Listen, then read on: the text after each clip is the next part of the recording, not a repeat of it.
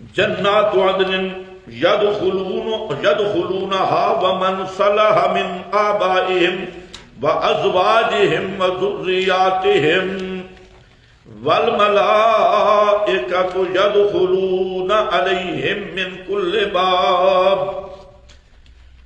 ہاں بھئی، یہاں 3 آیات ہیں. اب مسئلہ سمجھو. مسئلہ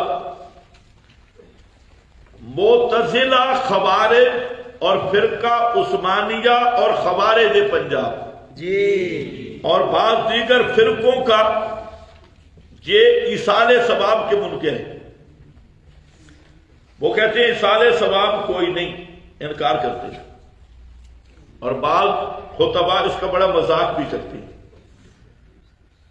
اس لیے یہاں ایک بات سمجھے، مسئلہ ایصال ثواب کا آ رہا ہے بغیر فوٹو سٹیٹوں کے. توجہ ہے آپ کی؟ ہاں، خیال کرو. تو سب سے پہلے نفس مسئلہ کیا ہے؟ نفس مسئلہ یہ ہے کہ یہاں 4 صورتیں ہیں. مومن کے بعض اعمال کا نفع دوسرے مومن کو، کافر کے بعض اعمال کا نفع دوسرے کافر کو، مومن کے اعمال کا نفع کافر کو، کافر کے اعمال کا نفع مومن کو. کتنی صورتیں بن گئی؟ سلور. یہ 4 صورتیں بن گئی بھائی.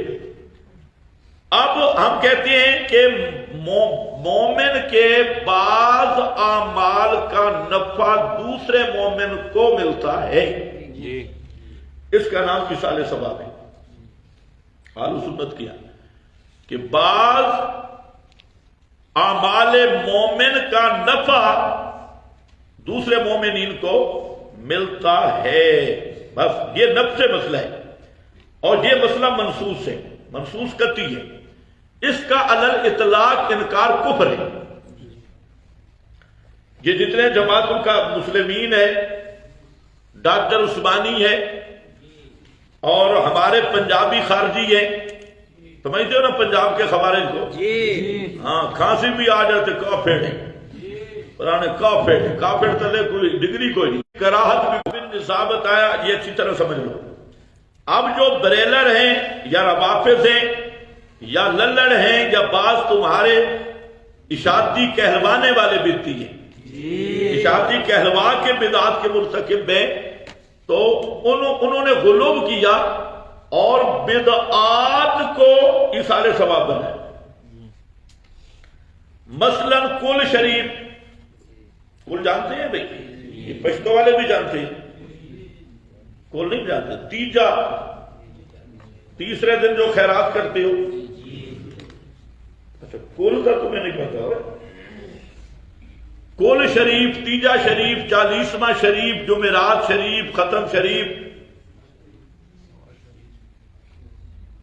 شریف جو ہمارے پنجاب میں بریلوی حضرات ہیں وہ کل پر قرآن خوانی کرتی ہیں، اور جو منڈی باؤدین، سرگودا اور اس کے ارد گرد کے پکے مباحثین ہیں تو وہ قرآن خوانی کی جگہ وہاں خاص قسم کی تلاوت ہوتی ہے. تو یہ اسی روز انہوں نے بدعت میں تھوڑی چینج لائی اور بدعت کو تھوڑا غسل دیا. ہے وہی بدعت. تو وہ قرآن خوانی کرتے ہیں، تم درس دیتے ہو، دن وہ بھی وہی اسی طرح مقرر کرتے ہیں، تم بھی. تو پھر تم موجد بدعت ہوئے نا. تو جو موجد بدعت ہو اس پہ تو ڈبل لعنت ہے. ایک ہے کہ بدعت پہلے چلی آ رہی ہے اور کوئی اس بدعت پہ عمل کرتا ہے، ایک اس کا گناہ ہے. ایک ہے کہ بدعت کو ایجاد کر رہا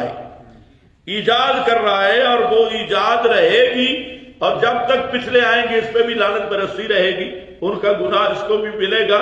جو اس کی یہ ایجاد ہے، اس ایجاد کی بنا پہ جو گمراہ ہوں گے.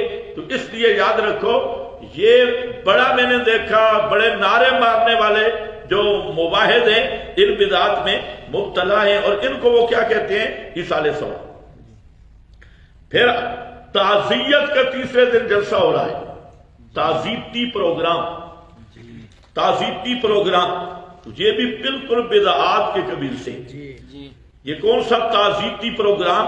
ایصال ثواب کے لیے ہو رہا ہے، اور وہی تیجے کے نام پہ 40واں سے نام بدل گیا. حقیقت وہی ہے، تو ان کو وہ ایصال ثواب سمجھتے ہیں. تو جہاں ثواب ہے ہی نہیں تو ایصال کیا ہوگا؟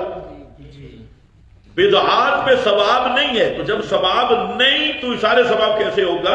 تو وہ غلو ہے. ایک بالکل منکر ہے وہ بھی غالی ہے، اور جو ادھر غلو کر رہے ہیں کہ بدعات کو وہ ثواب سمجھ کے ایصال ثواب کر رہے ہیں. قرآن خوانی پر اجتماع ہے، حلوہ چل رہا ہے، چاول چل رہے ہیں، اور بڑا پروٹوکول ہے، مولوی مردے بخشانے والی مشین بنا ہوا ہے، اور یہ بھی وہاں پہنچا ہوا ہے حلوے کی خاطر. تو بہرحال یہ جو بدعات ہیں ان سے بچنا ضروری ہے. باقی نفس ایصال ثواب ان 3 آیات سے ثابت ہے. اور چوتھی ابھی میں نے ذکر کی ہے کہ یستغفرون للذین آمنوا. اگر فرشتوں کی اس دعا عمل ہے نا، تو فرشتوں کی اس دعا والے عمل کا مومنین کو فائدہ نہیں، تو یہ دعا کرنا عبث بنے گا یا نہیں بنے گا؟ یہ دعا کرنا کیا ہوگا؟ عبث. تو یہ دعا کا مدعا تب بھی بنتا ہے کہ فرشتے ہمارے حق میں جو دعائیں کرتے ہیں ہمیں فائدہ ہو. اگر اور فرشتوں کے جو دعا کرنا ہے یہ اہل ایمان جن کے لیے کر رہے ہیں ان کا عمل ہے یا فرشتوں کا عمل؟ یہ چوتھی آیت ہے. اور 5واں یہ کہ اللہ تعالیٰ نے فرمایا، اچھا جہاں بعض جاہل یہ کہتے ہیں ہم دعا کے قائل ہیں. ہمارا سوال ہے کہ دعا تمہارا عمل ہے یا اس کا عمل ہے؟ یہاں جب پھنس جاتے ہیں یہ عثمانی فرقہ تو کیا کہتے ہیں؟ ہم دعا کے تو قائل ہیں. یعنی بات کر رہا ہے سمجھا کوئی نہیں. آپ اس سے پوچھو کہ دعا عمل ہے یا نہیں ہے؟ جی آیت کی تو تم تعریف کرتے ہو، لیس الانسان الا ما سعی، جس کی وجہ سے تمہیں اپنی زنانی پہ بھی حق نہیں رہتا، کیونکہ وہ بھی تمہارے سسر کی سائی ہے، وہ تمہاری سائی نہیں ہے. لیس الانسان الا ما سعی. تو یہ جو بیوی اس نے رکھی ہے یہ کس نے پالی ہے؟ تو سائی تو سسر کی ہے. تو یہ تو اپنی کوئی سائی ہے تو اس کو شروع کرنا. شکر ہے تم صوفی ہو، تم سمجھتے نہیں ہو. لیس الانسان الا ما سعی کا معنی بگاڑتا ہے تو پھر زنانی کو رخصت کر، وہ تو تیرے سسرال نے پالی ہوئی، ان کی سائی ہے. تیری سائی کہاں ہے؟ تیری سائی تیرے ساتھ ہے، تجھے شادی کی ضرورت ہی نہیں. توجہ ہے میری طرف؟ ہاں اچھی طرح سمجھو. تو کہتے ہیں دعا کے بھائی دعا عمل ہے یا کیا ہے؟ تو دوسرے کا عمل ہے، اس کا فائدہ ہو رہا ہے نا، تو یہی تو ایصال ثواب ہے.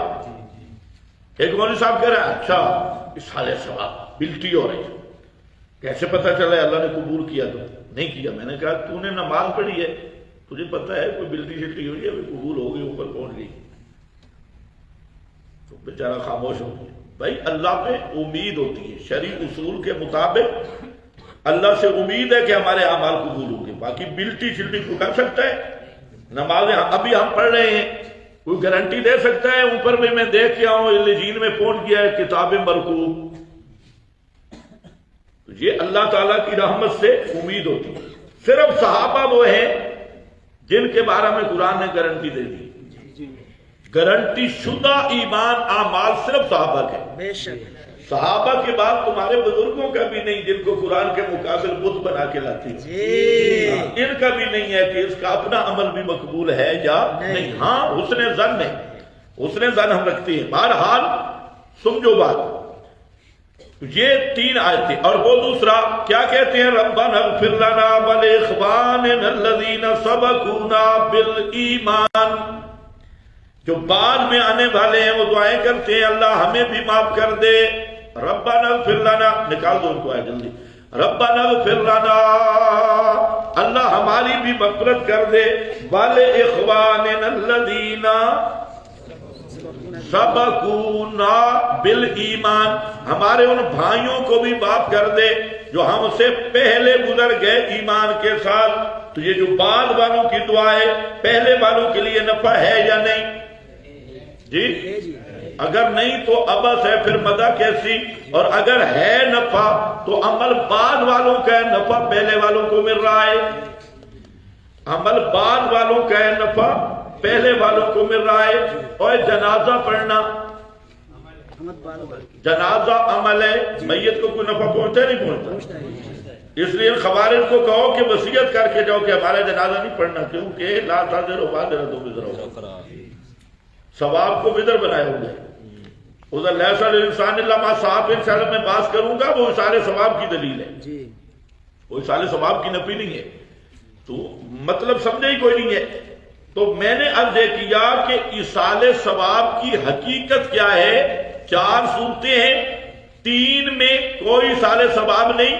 ایک صورت ہے کہ بعض مومن کے بعض اعمال کا دوسرے مومن کو نفع ثابت ہے، اور یہ چیز قطعی ہے اور نصوص سے ثابت ہے. اس کے بعد اس پر حضرت امام اہل سنت حضرت نیلوی شاہ صاحب رحمت اللہ علیہ نے مستقل رسالہ لکھا ہے، جس میں انہوں نے احادیث کو جمع کی ہے.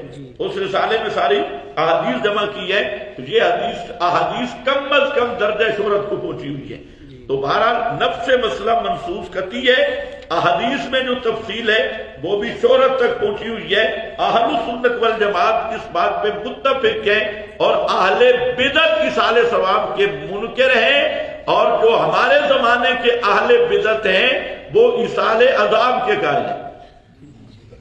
کس کے؟ کیونکہ بدعت کیا ہے؟ عذاب ہے، مجھے بھی عذاب ہے. وہ بدعات کرتے بدعات ہیں اور کرتے اصال ثواب ہیں، تو وہ ہیں ہی عذاب، تو پھر اصال ثواب نہیں ہوگا، اصال عذاب ہی ہوگا. تو یہ سارے اصال عذاب والے ہیں. ہم الحمدللہ اصال ثواب کے قائل ہیں، اور اصال ثواب جو میں نے بیان کیا یہ بالکل برحق ہے.